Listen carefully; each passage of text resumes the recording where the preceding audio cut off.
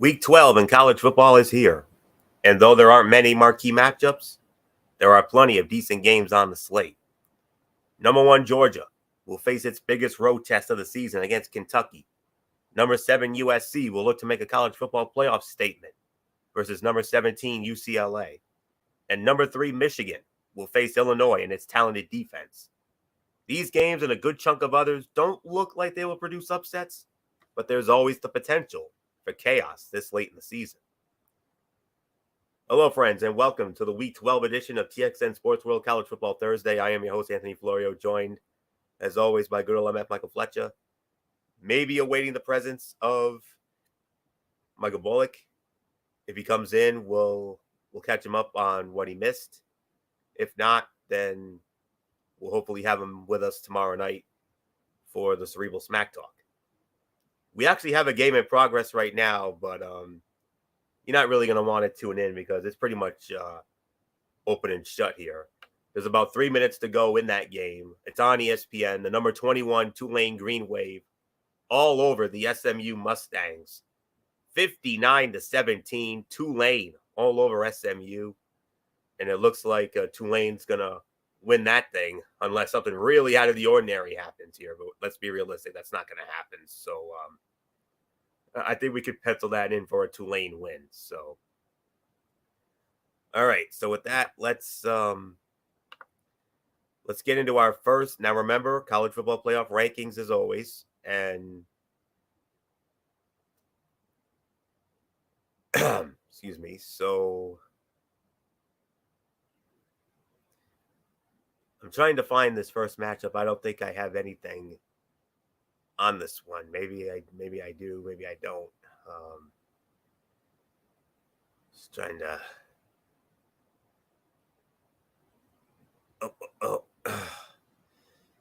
okay. Maybe I do have it. Let's see. Oh, I do have it. All right, never mind. Okay. Just wanted to be sure.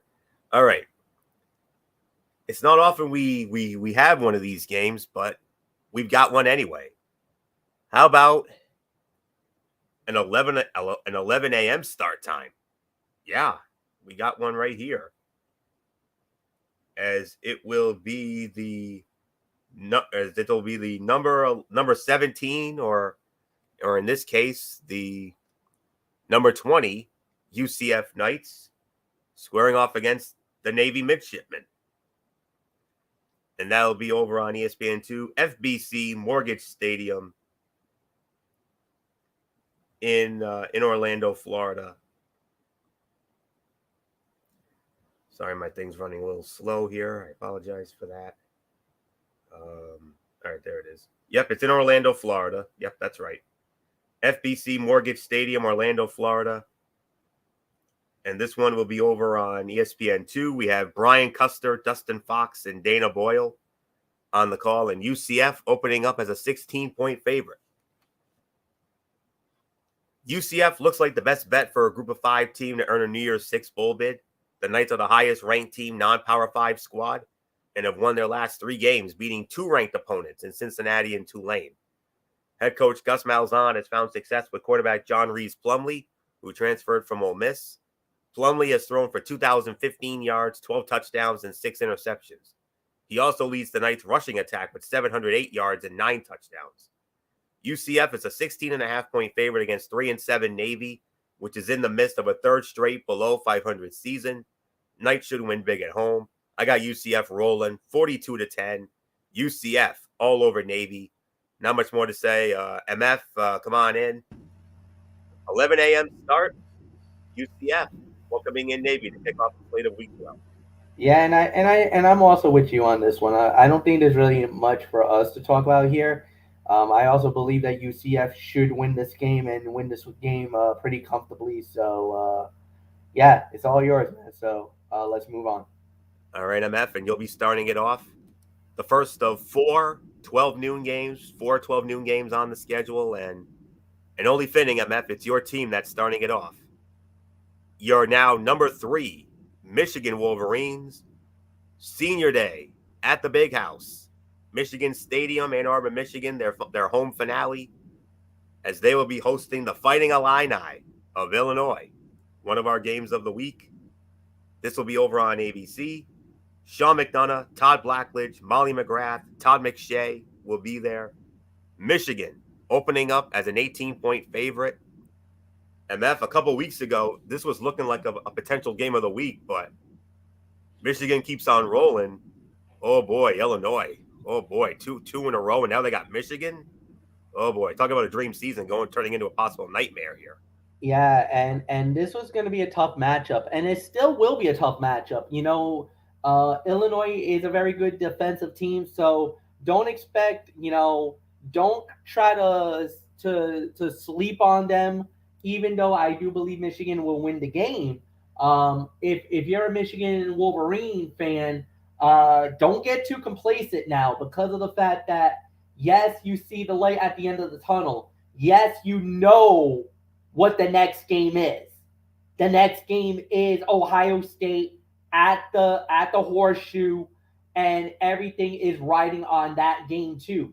But the thing is that you want to win, you got to handle your business, and that's exactly what you need to do.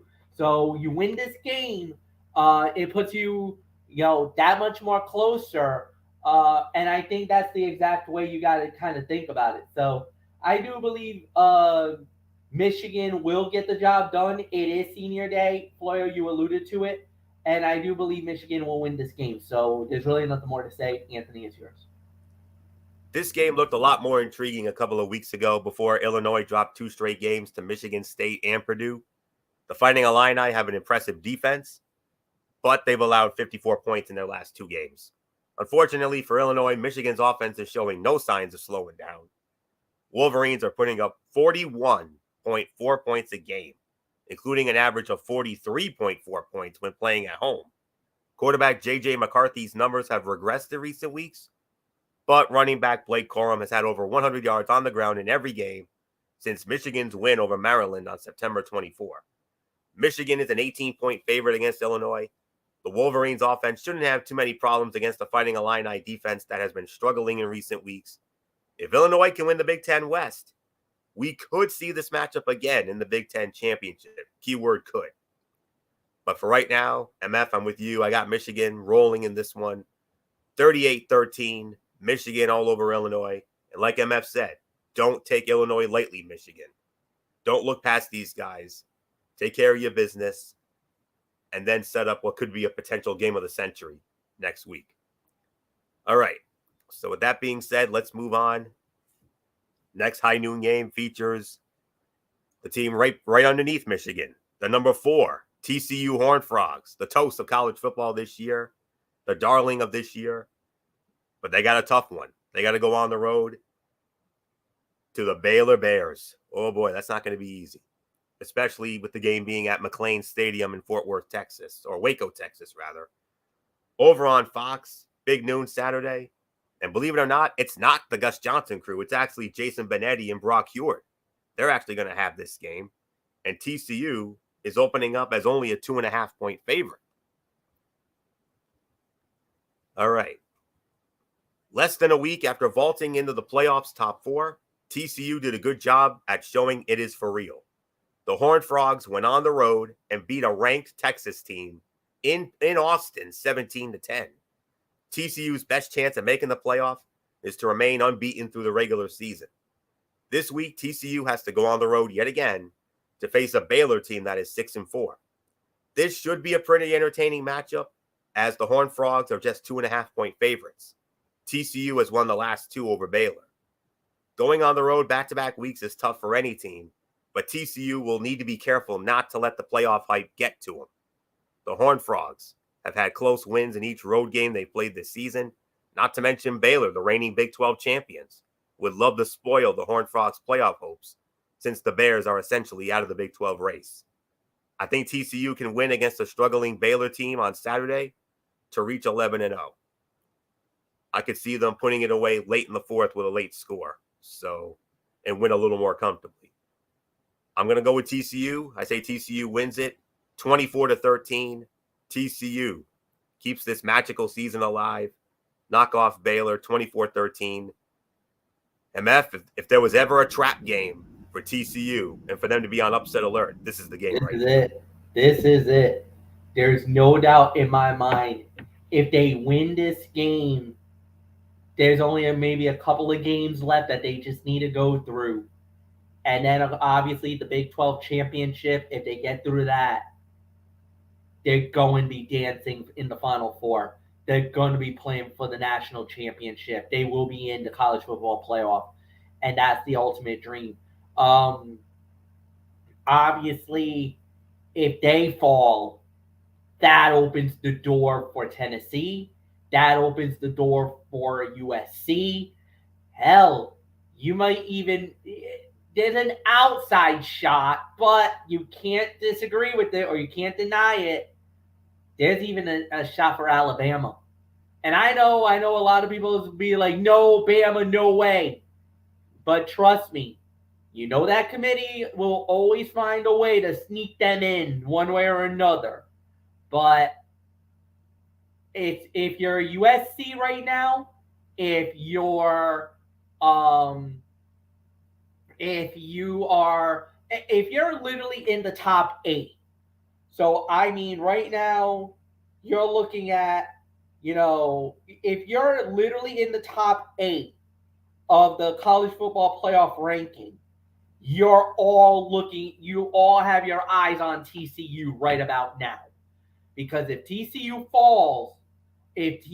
falters, there's a lot of teams right behind that's gonna be jumping for joy and have their eyes peeled at that number 3, number 4 spot. Obviously, Ohio State and Michigan, one of them two is gonna knock one of them out. Either Michigan knocks Ohio State out or Ohio State knocks Michigan out. That game, if everything holds the way it does, if it goes 2-3, something's got to give. One of them is going to fall. And then TCU, all they got to do is just run the table and they're home free. They're in. I think this will be the first step. TCU wins. Anthony, it's yours.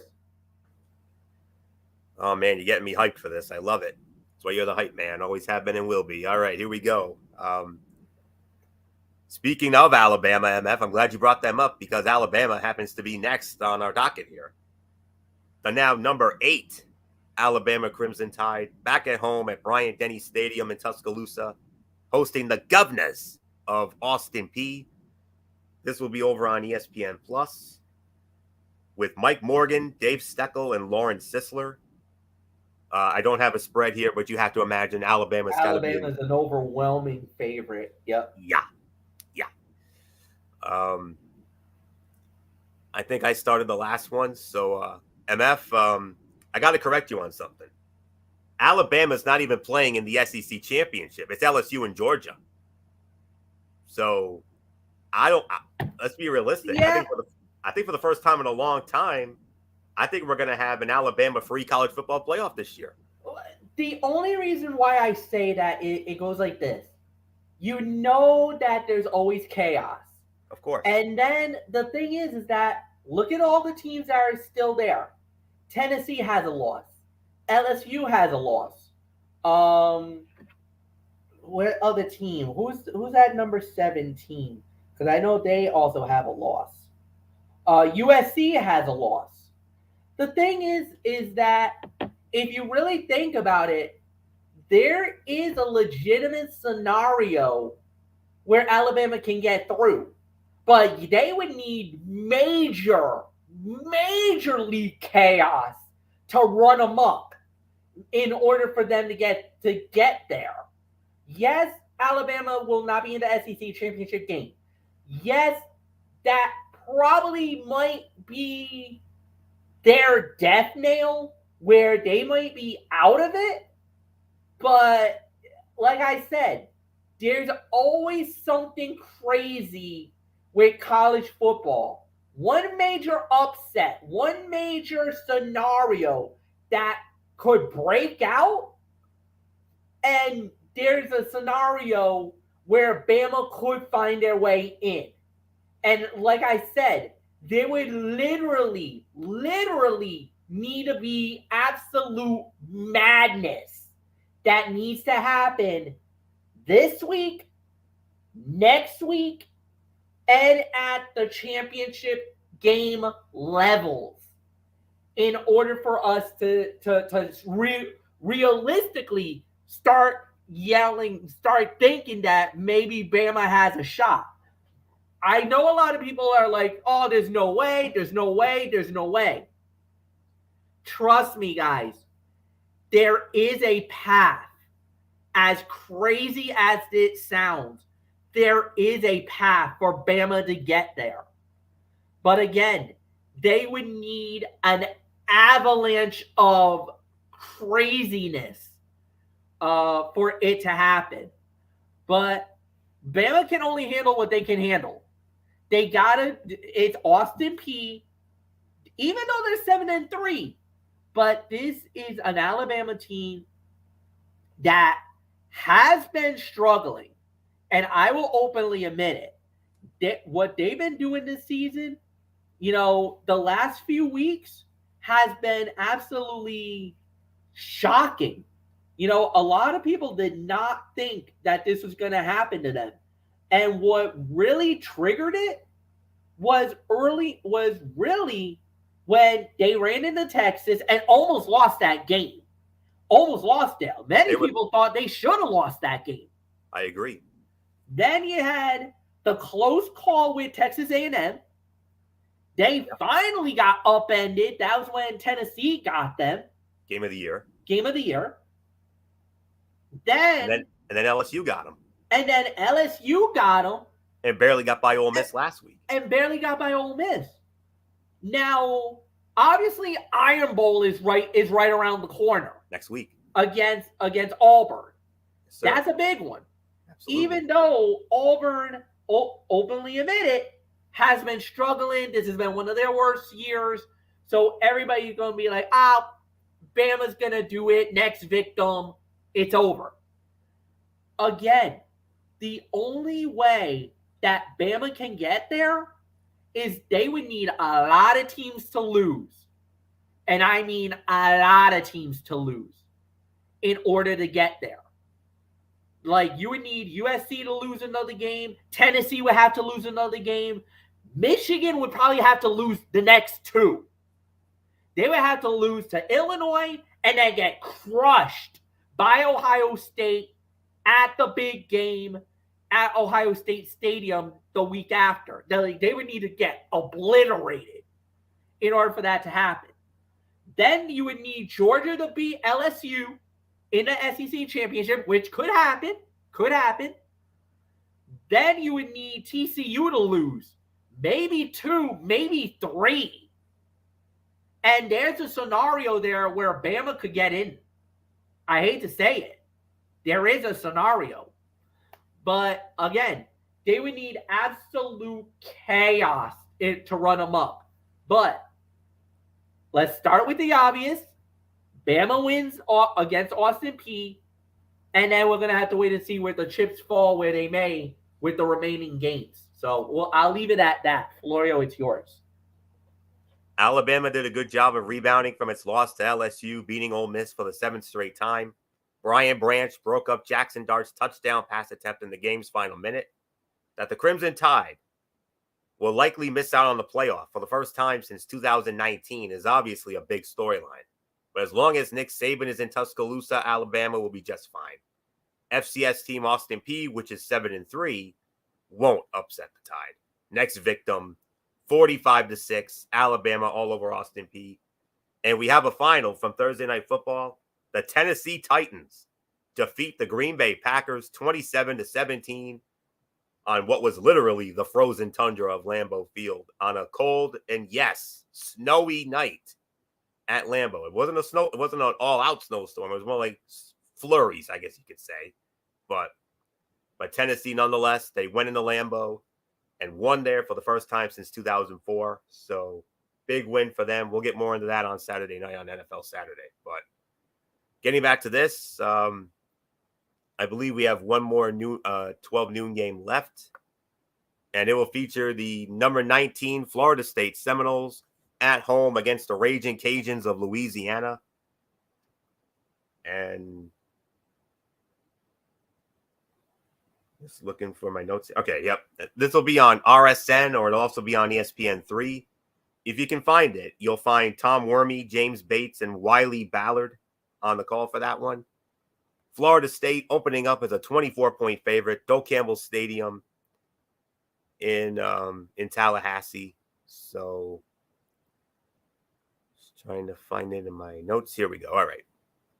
It looks like head coach Mike Norvell finally has things figured out in Tallahassee. The Seminoles are 7-3, their best record since they were 10-3 in 2016, Jimbo Fisher's final full season.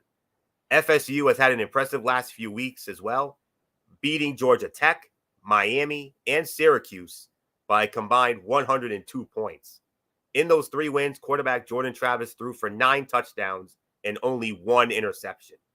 In the Seminoles' 38-3 beatdown over the Orange in the Carrier Dome, Travis missed on just 2 of 23 passes. The Florida State offense will be up against it with the Louisiana defense, which gives up just 21.2 points a game. This marks the first meeting between these programs, and the Raging Cajuns are 5-5 under first-year head coach Michael DeSormo. They're looking to make a bowl for the 5th straight season. Unfortunately for Louisiana, Florida State is playing its best football of the season and at the right time. Florida State, easy win. I'm going to say 42-10, Florida State all over Louisiana. So not much more to say except MF. It looks like Florida State. It looks like they're rising out of the ashes here. It looks like they're back. They're not all the way back, but let me tell you, man, they're putting the right pieces together. They're putting the right personnel together.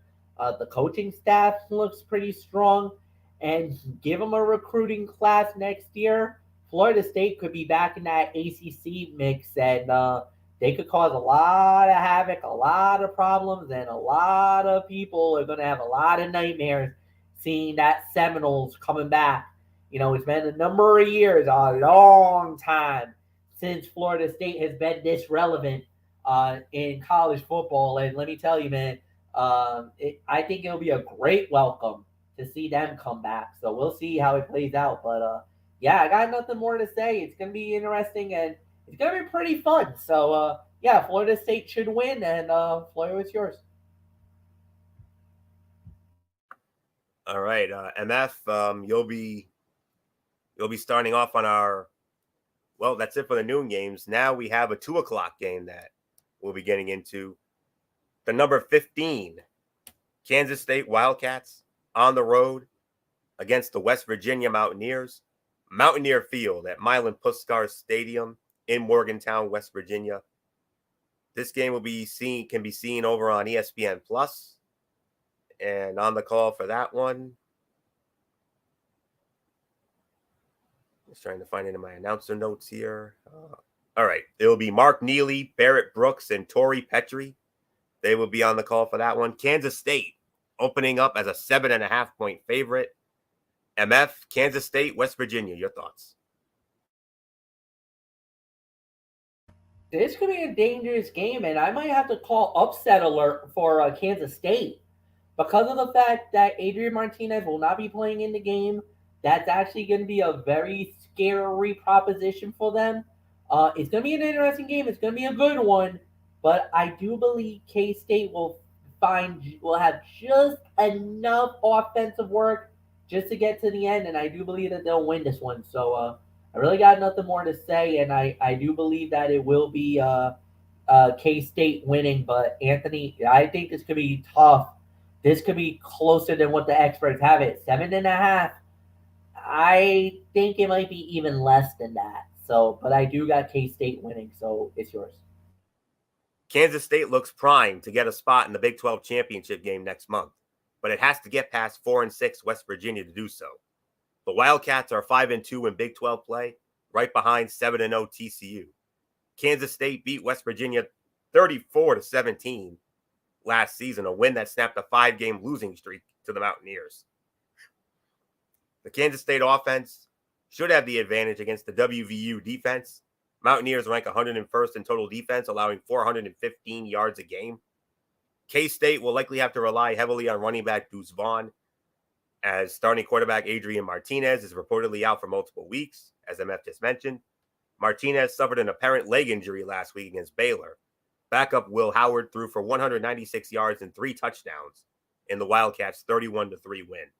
It's obviously tough to go on the road, especially without your starting quarterback, but Vaughn, who has rushed for 1,081 yards and 5 touchdowns, can take some of the pressure off Howard.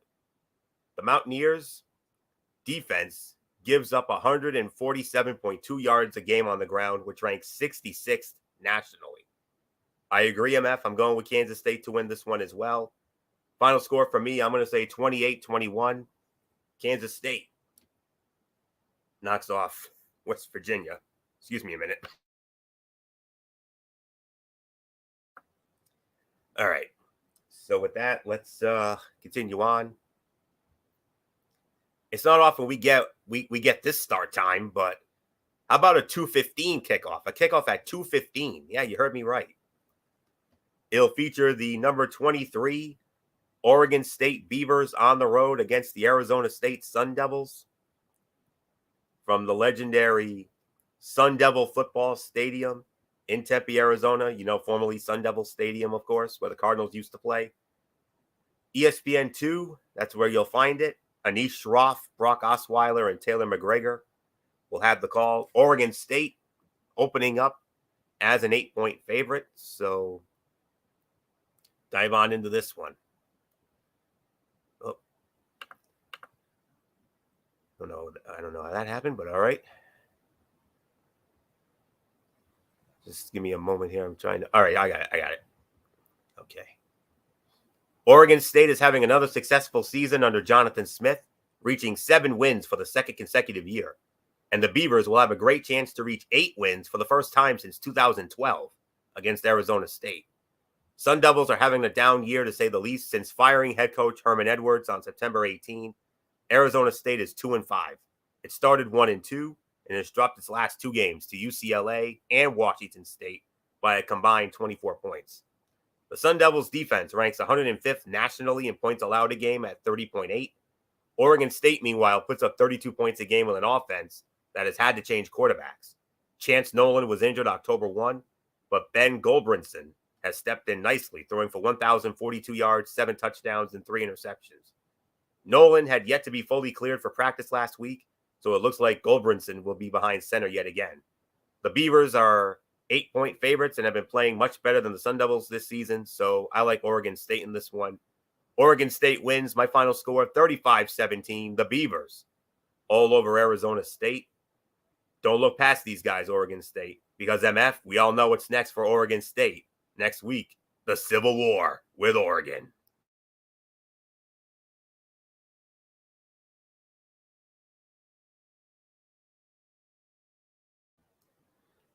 MF, it's all yours here. I got Oregon State winning 35-17.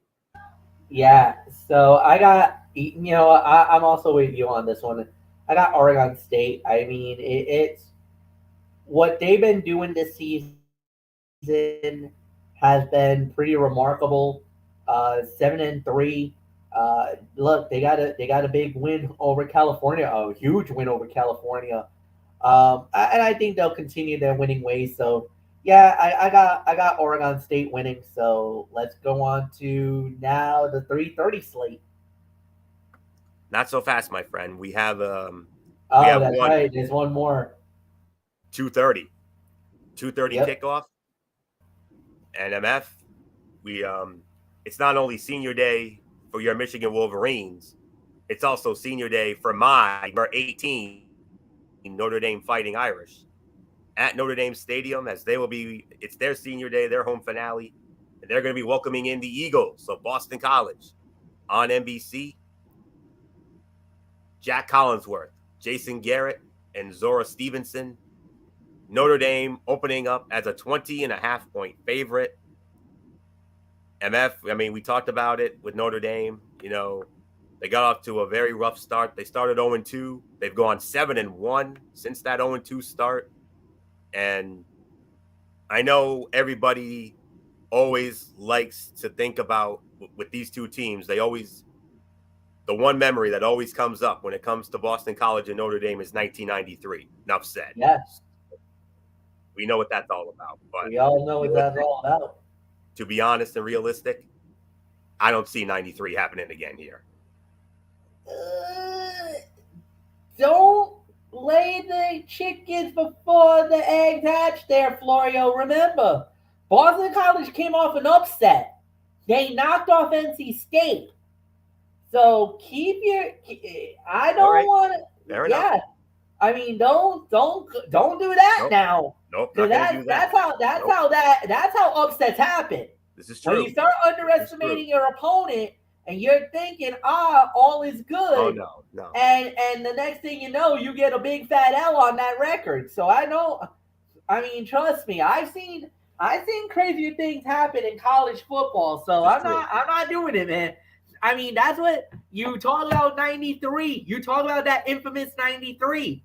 And the reason why the 93 always gets brought up because of what happened. Notre Dame knocked off Florida State, which was the game. Their game was at the time the game of the century in 1993. Now it's number 1 versus number 2. Notre Dame was number 2. Florida State was number 1. They knocked out Florida State and knocked them off the perch. And they were number 1. And then literally 1 week later, which I believe was senior day at Notre Dame Stadium, they got upset by Boston College. Lonely Boston College from Chestnut Hill knocked off Notre Dame and destroyed Notre Dame's dreams of a national championship. They literally knocked them out of the national championship situation altogether. They knocked them out. I do believe Notre Dame will win this game. And I do believe they will win this comfortably. But 21 points, I'm not feeling that at all. I think this could be 13, 14 points. I'll give it a comfortable 2-touchdown margin because of the fact that look at what Boston College did. Nobody thought that they were going to go into North Carolina State and beat them. And oh, by the way, they did. They knocked them out. And knocked them so far out, they're not even in the rankings now. They're out. Win. Their signature win of this year. Their signature win of the year. Are you kidding me? Do you know what would happen if Boston College does the deed again and knocks off Notre Dame? Even bigger. Oh, my Lord. Chestnut Hill will be burning. People will go after those goalposts, and they'll probably want to throw it in. They'll be like their version of the Boston Tea Party over there. Are you kidding me? No. I'll be real honest, and I'll be straight with you. I think Notre Dame will win the game. I just think they're too powerful offensively and defensively. I would love to see an upset. I would love to see Notre Dame lose to Boston College. Just to do a little wax poetic on Florio here, but nah, I'll be honest, and I'll be a professional here. I do believe Notre Dame will win, and they'll win this game comfortably. So, Florio, it's yours. All right. After starting the season 0-2, including a home loss to Marshall, Notre Dame has rebounded. The Fighting Irish are 4-0 over the last 4 weeks, including victories over Syracuse and Clemson. Depending on what happens over the next 2 weeks, Notre Dame could, keyword could, finish with 9 wins. This week, the Irish will face Boston College. The Eagles are 3-7, but just upset then number 17, North Carolina State, 21-20 on the road. BC trailed 20-7 in the third quarter before Emmett Moorhead threw his second and third touchdown passes, and Connor Litton kicked the all-important extra points. If Notre Dame quarterback Drew Pine plays like he did last week against Navy, Boston College won't have much of a chance. In a 35-32 win over Navy, Pine finished with a season-high 4 touchdown passes against only 1 interception. He completed 81% of his passes, also a season high.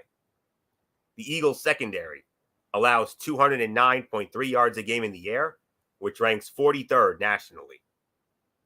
Of course, I have Notre Dame winning this one as well. 28-10, Notre Dame closes out the home schedule, senior day.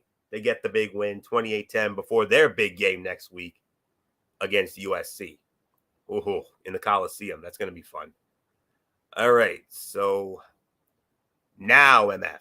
Now we're getting into the 3:30 games, in which we have 5 of them. And we started off with the number 1 team in all the land, your reigning, defending, undisputed college football playoff national champion, Maiden Georgia Bulldogs, on the road against the Kentucky Wildcats, Kroger Field, Lexington, Kentucky. It's the SEC on CBS. You know who's working this as always. Brad Nessler, Gary Danielson, Jenny Dell. They'll be there. Georgia opening up as a 22.5-point favorite. This one also looked like it would be a much more intriguing matchup at the beginning of the season, but Kentucky has performed below expectations this season, including losing 4 of its last 6 games to fall to 6-4. Just last week, Kentucky got upset by Vanderbilt, 24-21. It was Vanderbilt's first SEC win since 2019. Quarterback Will Levis, who is expected to go high in next year's NFL draft, has likely seen his stock fall a bit. This season, he's thrown for just 2,012 yards, 16 touchdowns, and 9 interceptions. Georgia has played well on the road this season, and I don't think that changes on Saturday. Georgia wins comfortably. I say the final score 38-14. Georgia all over Kentucky. So not much more to say here. MF, Georgia and Kentucky, the SEC on CBS. Your thoughts? Yeah, this is one of those games where you never know how this plays out, but I'm pretty sure it's gonna go one way or another. Like I said, I believe it's gonna be Georgia. I think like I said, the mission statement was very true. They are out to come out to everybody and prove that last year was not a fluke. They've been playing like national champions. They are the national champions, and I think they're gonna do it yet again. I think they're gonna be heading off. I know they got a game against Georgia Tech, I believe it's next week, and before they get SEC championship. Anthony? Yes, Georgia Tech is the rivalry week game next week, right? And then would be SEC championship, and that's against LSU. We already established that. That's right. I do believe that Georgia will just have no problems with Kentucky. Easy roll. They're going to be continuing that path, that tour of that we are the national champions. So yeah, I think they'll win this one, and they'll win this one going away. So it's yours. All right, MF, you'll be leading off on the next 3:30 game. Haha, here we go. How fitting is it you get to start off on this one? The number 2 Ohio State Buckeyes on the road against the Maryland Terrapins. From Capital One Field at Maryland Stadium in College Park, Maryland. This game will be over on ABC. And on the call for that one will be Joe Tessitore, Greg McElroy, and Katie George. Ohio State opening up as a 27.5-point favorite. MF, just like with Michigan, Michigan's going to have might have a tough game on their hands with Illinois, but for Ohio State, this will obviously be their final tune-up before the big one next week. Yeah, it will be, and it was the same thing, same problem, same issue.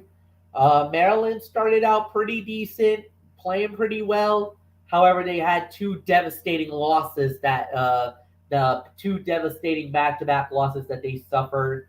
All of a sudden, now everything has changed, and yeah, I think Ohio State will win this one going away, and that's going to set up the big one for next week against Michigan. So nothing more to say. I say Ohio State wins comfortably. It's yours. Of course, Michigan will have to get past Ohio State at the end of the season for that to happen. The Buckeyes season has been mostly drama-free because Ohio State has blown out virtually every opponent it has faced. The Buckeyes' narrowest margin of victory was 11, week 1 versus Notre Dame. That's bad news for a Maryland team that's given up 53 points over the last 2 weeks. The Terps lost to Wisconsin 23-10 in week 10, and then got shut out against Penn State 30-0. Ohio State has all 7 meetings against Maryland, and the Buckeyes should have no problems extending that to 8 on Saturday. Ohio State rolls 55-13. Ohio State all over Maryland. Not much more to say. Let's move on to the next 3:30 game. Here we go. A sleeper game of the week right here, as this will be over on ESPN. It'll feature the number 9 Clemson Tigers at home at Memorial Stadium in Death Valley, as they'll be hosting the Miami Hurricanes. 3:30 kickoff over on ESPN with Bob Wischusen, MF's boy Dan Orlovsky, and Chris Budden. Clemson opening up as a 19-point favorite. Yeah, it's Clemson here. Despite losing 35-14 to Notre Dame 2 weeks ago, Clemson can still possibly make the playoff come December. The Tigers rebounded well last week, beating Louisville 31-16. If Clemson wins out, if Clemson wins out against Miami and South Carolina, the ACC championship against North Carolina could be a top 10 matchup.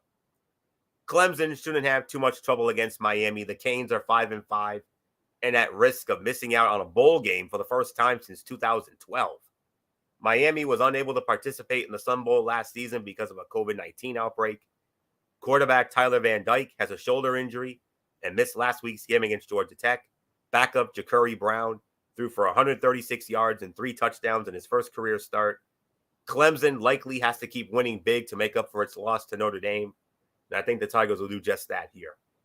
I got Clemson knocking off Miami, winning comfortably, 42-17. Clemson all over the U. And MF, I know you also have some love for the U as well, in addition to Michigan, but let's be realistic. This has been a very disappointing year. When was the last time the Canes were this so-so in a season? It's been a long time. Maybe a couple of years ago when Manny Diaz was the head coach. Look, this was the reason why they got Mario Cristobal to ride the ship and turn it around, and it looked like everything was going great at the beginning, but then all of a sudden, second half of the year, and everything just fell apart. They did play really good in certain games. They got blown out. I think they lost to like Middle Tennessee State or something like that. Like, embarrassing loss. Then they get blown out by Florida State. And you know that's not going to sit well with the Miami faithful. That is not going to sit well with the Miami faithful. You get blown out by Florida State and this and that. I think this is going to end up being a disaster. So this could end up being a down goes Miami here, and I think they will. I got Clemson winning as well, and winning pretty comfortably. So Anthony, it's yours. All right. Let's see. 9. All right. So talked about Clemson. All right. Next up on the 3:30 slate, we have 2 of these 3:30 games left. We've got the number 11 Penn State Nittany Lions on the road against the Scarlet Knights of Rutgers, SHI Stadium in Piscataway, New Jersey. This game over on the Big Ten Network. And on the call for that one will be Brandon Gaudin, Jake Butt, and Rick Pizzo. Penn State opening up as a 19-point favorite. So, MF, started with you here. Penn State and Rutgers. Yeah, I'm gonna go with Penn State too. I think Penn State's gonna win this game. I think it's gonna be an interesting matchup. We'll see how this plays out, but I do believe Penn State should win it. The Scarlet Knights have done a lot better than they have in recent years. They're a lot more. Even though they're under 500, but 4-6. I mean, normally they're like a 1 or 2 win team, and to get 4 wins is impressive enough, and then some. And that's a lot for Rutgers here. But I do believe that. I do believe when it's all said and done that Penn State should win, and they'll win this one pretty comfortably. So, Anthony, it's yours. Thanks to losses to Michigan and Ohio State, Penn State is out of the Big Ten title race. But at 8-2, it looks like the Nittany Lions will have their best finish since they went 11-2 in 2019.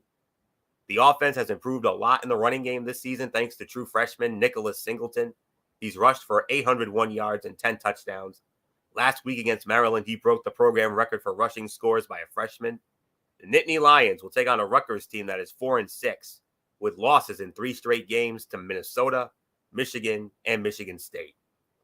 Penn State has won 15 straight over the Scarlet Knights. That number will climb to 16 on Saturday. Easy win for Penn State, 28-3. I have Penn State over Rutgers. So that, I believe that takes, actually, no, we have one more 3:30 game left. And it'll feature a team that we talked about earlier, as it will be they're not out of the college football playoff rankings. I know they're out of the AP poll, but they're still in the college football playoff rankings. The number 24 North Carolina State Wolfpack on the road against the Louisville Cardinals. Cardinals Stadium in Louisville, Kentucky. This is another one of those RSN, ESPN3 games. And it'll be West Durham. Actually, it'll be on the ACC network. West Durham, Roddy Jones, and Taylor Davis will be on the call. Louisville opening up as a 4-point favorite. I got to see if I have anything on this game, or I don't know if I do. I might not. Let me see.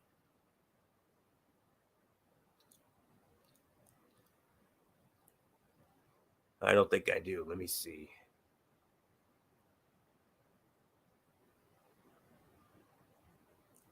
Nope, I don't have anything formal on this game. I'm actually going to call for an upset alert here, especially after NC State losing to BC and this game being at Louisville. I'm actually going to call for an upset here. I'm going to say Louisville wins this game. I say Louisville wins. My final score, 28-17. So I don't have any formal preview of this game. I'm sorry. Hopefully this will be the only one, but I've got Louisville pulling the upset, 28-17.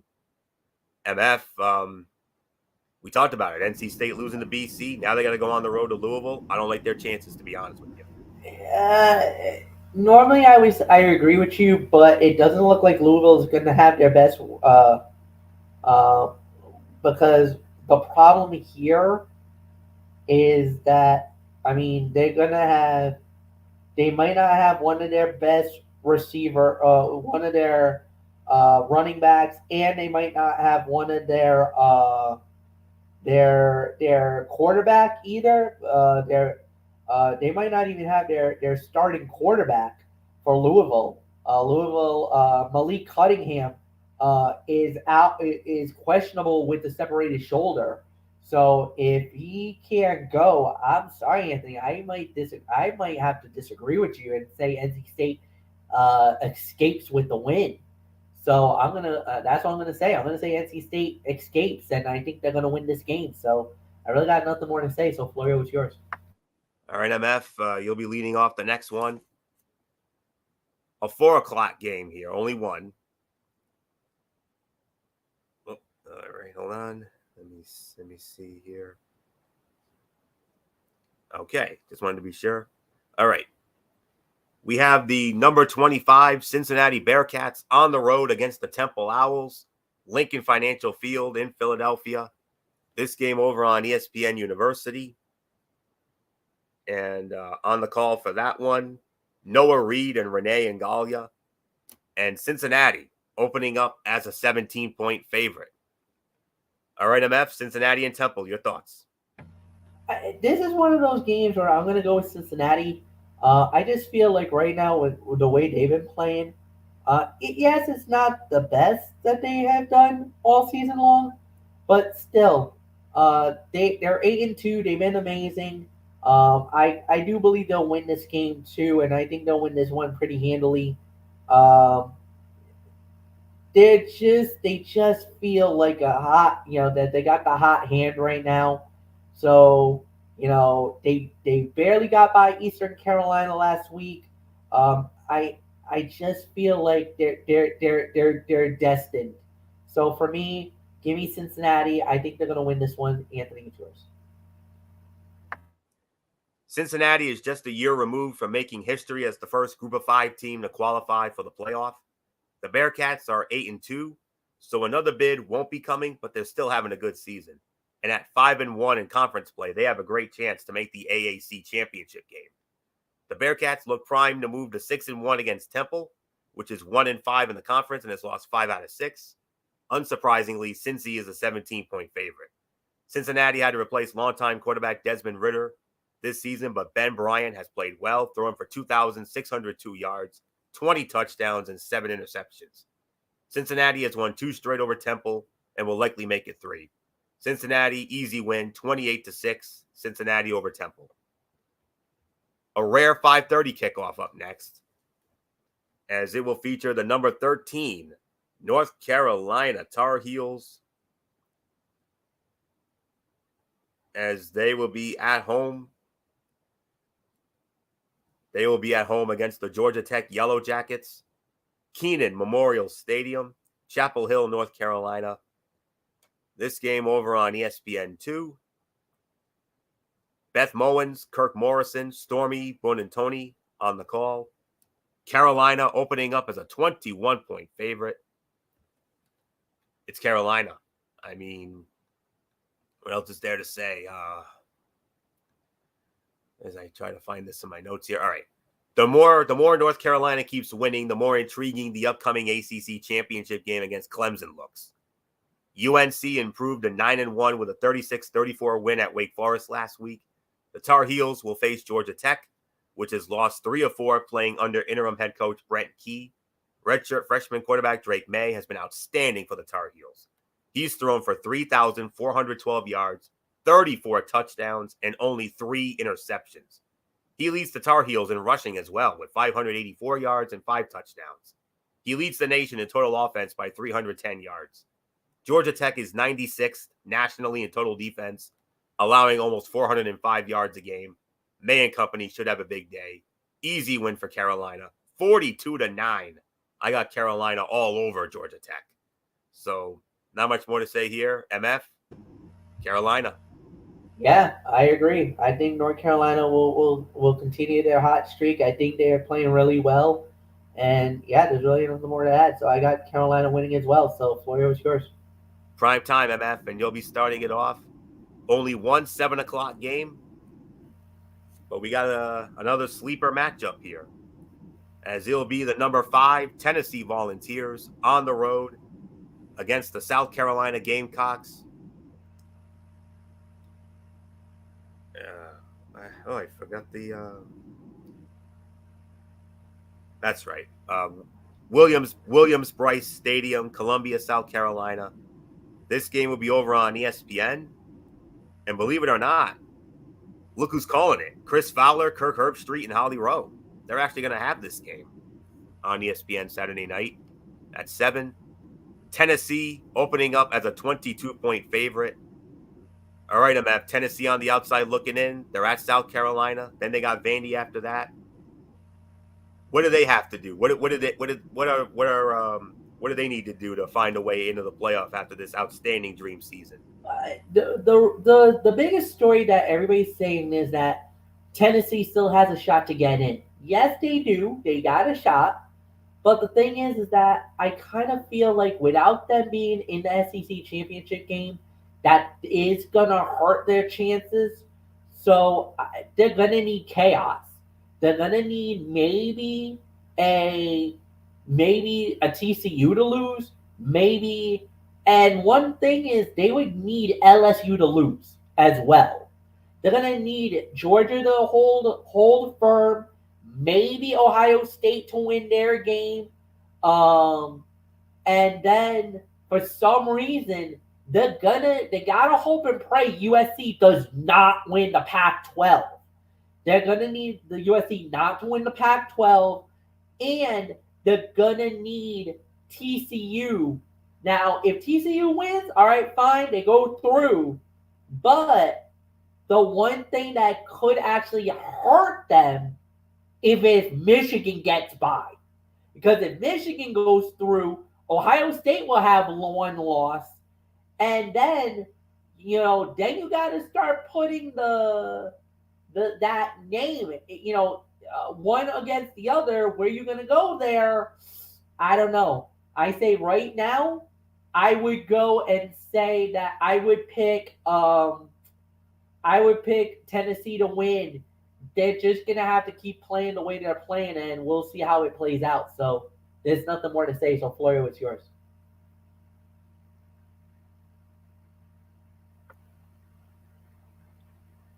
TCU's win over Texas last week hurt Tennessee's playoff chances. But the Volunteers appear to be doing everything they can to earn some late season style points. Tennessee won 66-24 against Missouri last week, and the Vols will likely need blowout wins in their last 2 games to have a shot at the playoff bid. That's the bad news for South Carolina. The Gamecocks defense gave up 38 points to Florida last week, and the unit enters this game tied for 68th in scoring defense. Tennessee has won 3 straight over the Gamecocks and should have no problems getting to 4th straight. Easy win for Tennessee, 56-10. I got Tennessee all over South Carolina. So not much more to say. We got 2 7:30 games. First up, we have the number 14 Ole Miss Rebels on the road against the Arkansas Razorbacks. Donald W. Reynolds Stadium, Razorback Stadium in Fayetteville, Arkansas. SEC Network. And on the call for that one will be Tom Hart, Jordan Rogers, and Cole Kubelik. Ole Miss opening up as a 2.5-point favorite. So, yeah, another one of those sleeper games right there. Another one of those sneaky sleeper games right here. But motivation might be hard to find for both of these teams in this one. Arkansas is 5-5, including 2 consecutive losses to Liberty and LSU. Ole Miss just suffered its most gut-wrenching loss, 30-24 to Alabama. That paired with LSU's win at Arkansas clinched the Tigers' trip to Atlanta to represent the SEC West in the conference title game. The Rebels and Razorbacks have digressed from last season. Excuse me just one second.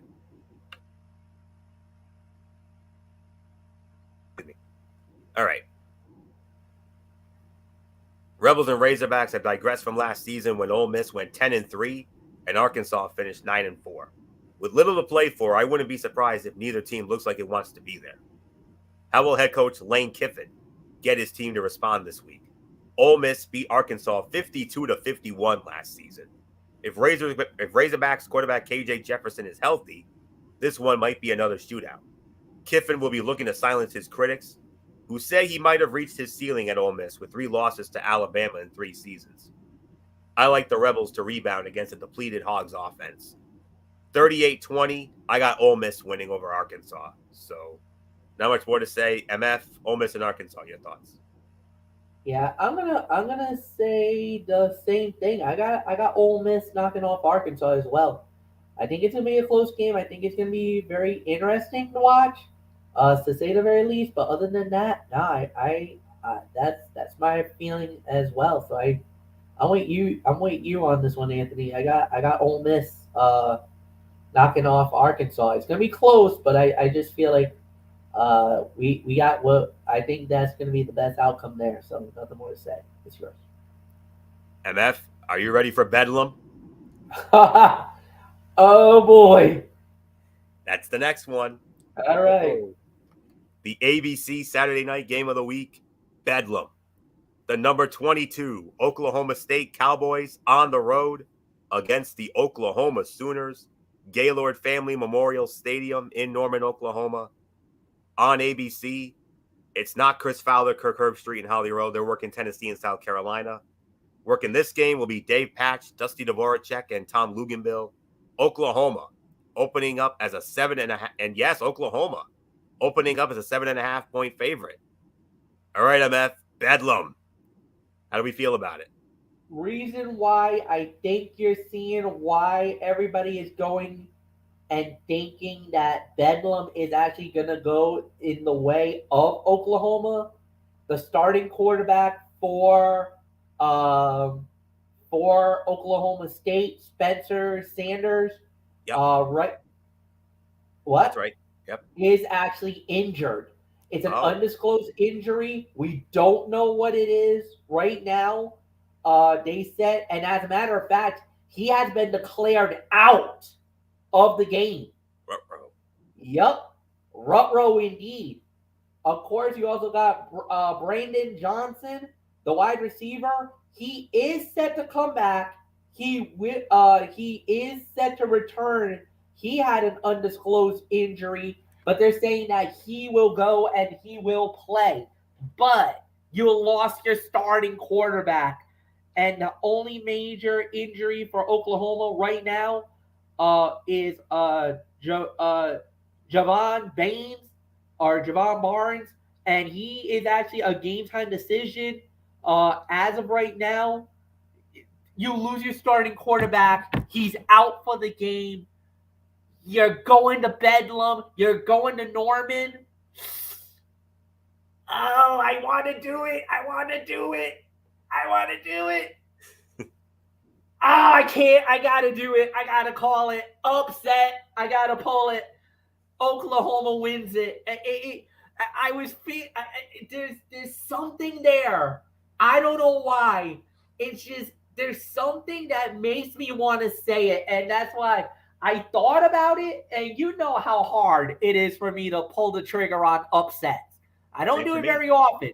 Same I for don't me. do it very often. I don't either. But this has the makings of it. The recipe is there. The formula is there. It's got and you know when you feel something, you sense something, you think something's gonna happen. I think it's gonna. I'm going with Oklahoma to upset Oklahoma State. I think Oklahoma wins Bedlam. Nothing more to say. Anthony, it's yours. Earlier in the season, this one looked like it could decide a college football playoff berth. Both teams are now out of contention, but Bedlam is always a lot of fun. Last season, Oklahoma State snapped a 6-game losing streak to Oklahoma, winning 37-33 in Stillwater. The biggest question mark, as MF mentioned, is the status of Cowboys quarterback Spencer Sanders. Sanders, who has a shoulder injury, came off the bench last week and threw a go-ahead touchdown pass to help beat Iowa State. Sanders' backup, Gunnar Gundy, threw for a touchdown with 2 interceptions after starting in place of Sanders. The Sooners, meanwhile, are having an uncharacteristically bad year. They are 5-5 with back-to-back losses to Baylor and West Virginia. Oklahoma has its most losses in a season since 2014, and it's the first time since 1998 to 99 that OU hasn't recorded consecutive 10-win seasons. The one thing that could make this season better, a victory over rival Oklahoma State. Oklahoma is a 7-point favorite.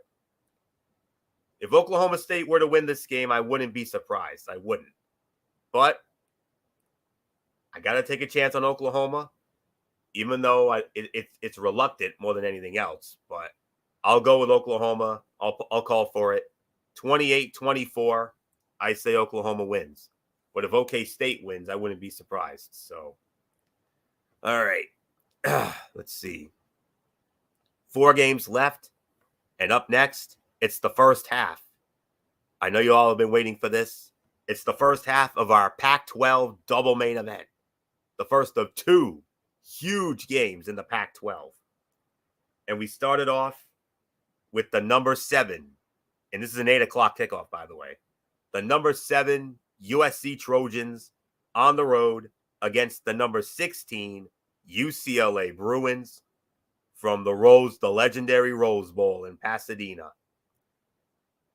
Gus Johnson, Joel Klatt, and Allison Williams in place of Jenny Taft because Jenny Taft is working the World Cup coverage for Fox.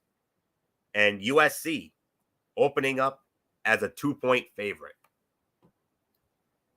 All right, first half of our Pac-12 double main event. USC looks like the Pac-12's last hope to get a team into the playoff.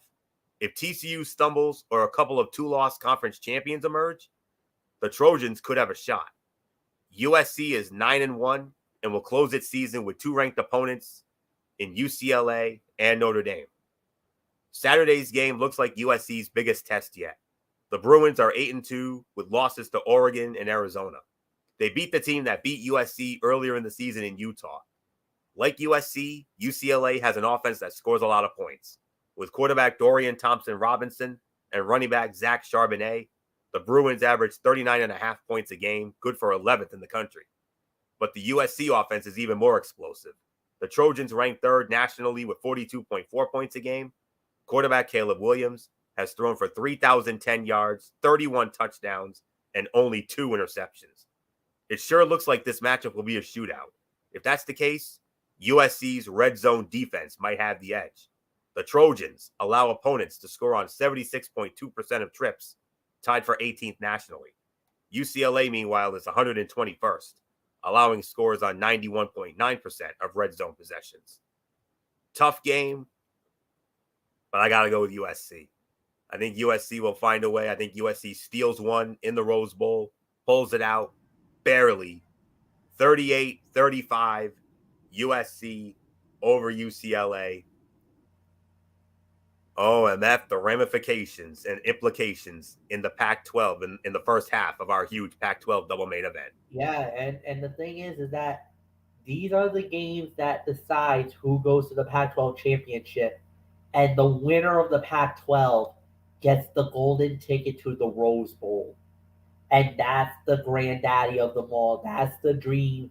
If you're a Pac-12 team, that's always been the dream, to play in Pasadena, to play on January 2. Normally these Rose Bowl games are normally played on New Year's Day. But because the NFL has New Year's Day lockdown, this year it's going to be January 2. But still, this is that game that you want to have. This is the game that you want to play in more than anything else. So, yeah, this is going to be fun. This is going to be a hell of a matchup, too. But I got to go with you. I got USC winning as well. I think it's going to be really tight down to the wire, but I got USC winning. So, Anthony, it's yours. All right, 3 games left, and we move on next. Well, we have it's very rare we have this. We have not 1, but 2 games kicking off at 9 o'clock. And we started with the now number 6 LSU Tigers. The number 6 LSU Tigers at home against the Blazers of UAB. Tiger Stadium, Baton Rouge, Louisiana. And this game will be over on ESPN2. Clay Matvick, Rocky Boyman, Don Davenport will be on the call. LSU opening up as a 15-point favorite. MF, number 6 LSU at home against UAB. I think this is where LSU basically, like I said, they're keeping their options open. They know they are about maybe 3 wins away, 2 or 3. They're about 3 wins away from making the college football playoff. So they got to continue what they got to do. Handle the business that they can handle. UAB is not going to be a major threat for them. They shouldn't be a major problem for them.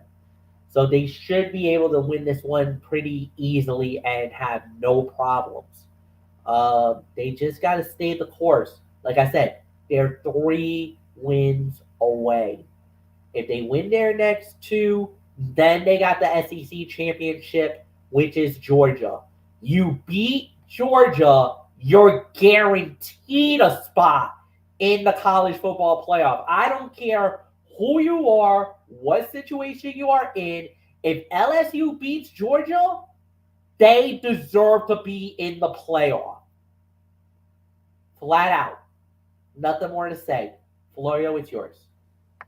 Wow, can you imagine if that happens? What a first year for Brian Kelly. That's all I'm going to say. So, and he's no stranger to it. I mean, he took Notre Dame there a few times, so I know it didn't amount to anything, but still. But anyways, LSU clinched the SEC West last week with a win over Arkansas, and Ole Miss lost to Alabama. Still, the Tigers can't afford to lose another game if they want to keep their slim playoff hopes alive. The good news is that LSU is facing 5-5 UAB, and the Tigers are 14.5-point favorites. If LSU wants a shot at making the playoff, winning big in its next 2 games against UAB and Texas A&M will likely be key. LSU Easy win here. I say 35-6, LSU all over UAB. The other 9 o'clock game features the number 17 Washington Huskies at home at Husky Stadium in Seattle, hosting the Buffaloes of Colorado.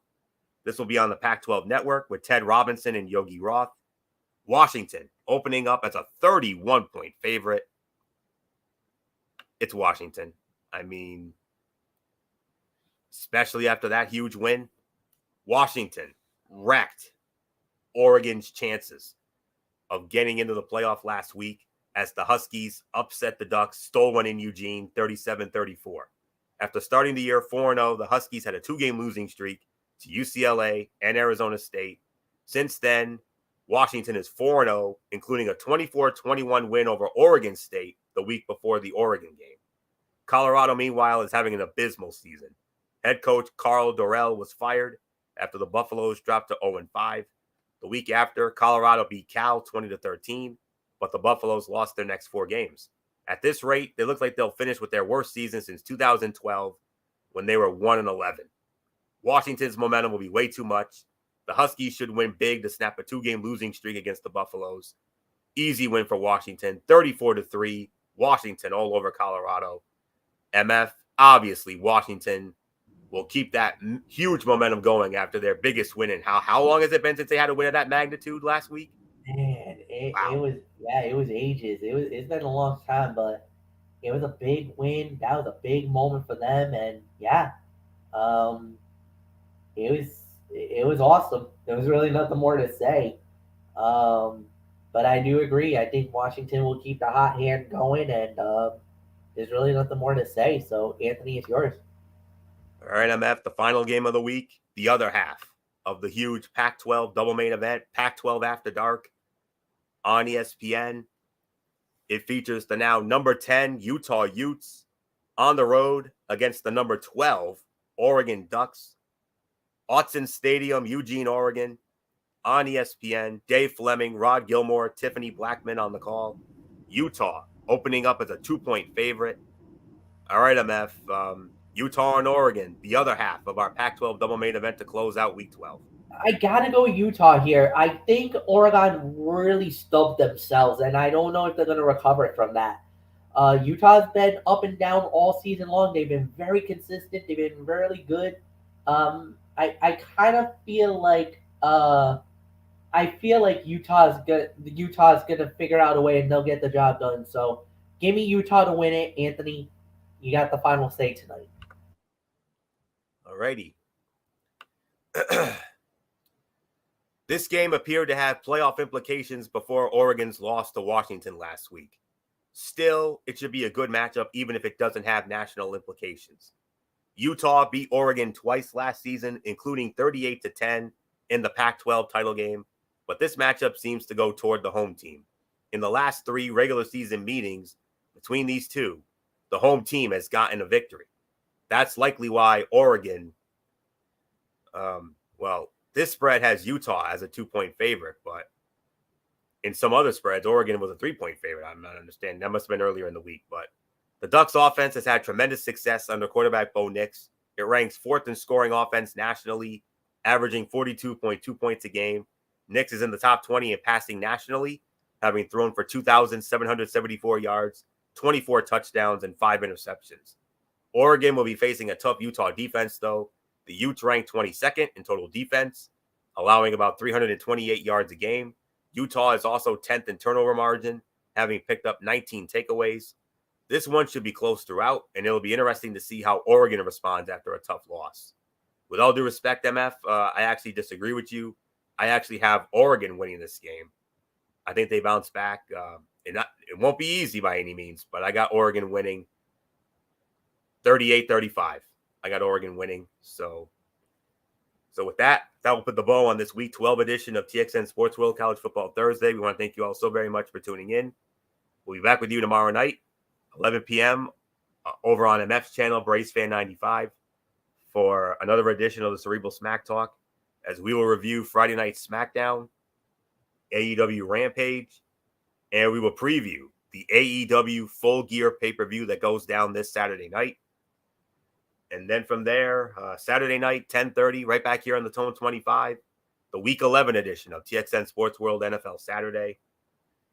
We'll recap the Titans and the Packers game from tonight, and we'll get into all the big games of week number 11, including the game of the week, the Dallas Cowboys and the Minnesota Vikings.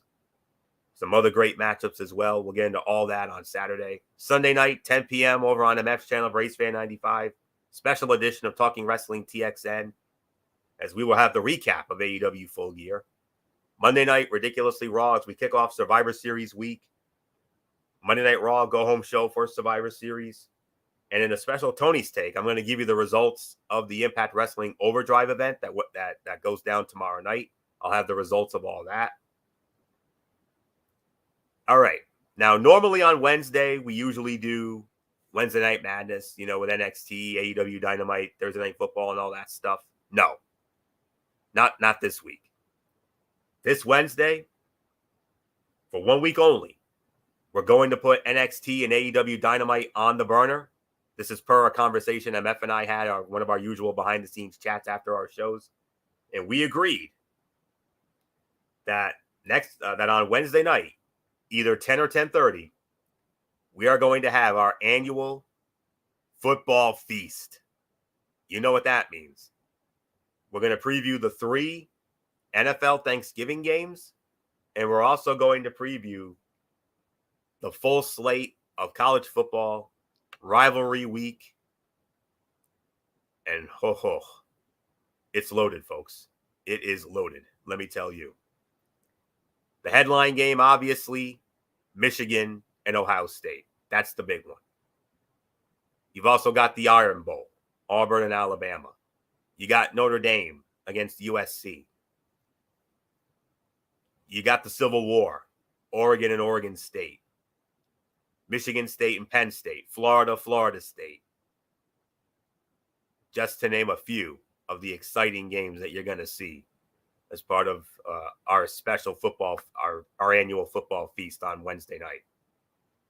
No show next Thursday, obviously, because, it's Thanksgiving. So we're going to be with our families, obviously. So that's why we won't be on our traditional Thursday slot. But we'll be back the following Thursday, December 1st, for our season finale, if you can imagine that. Our season finale of College Football Thursday, as we will preview championship week, the conference championship games. That'll be in 2 weeks.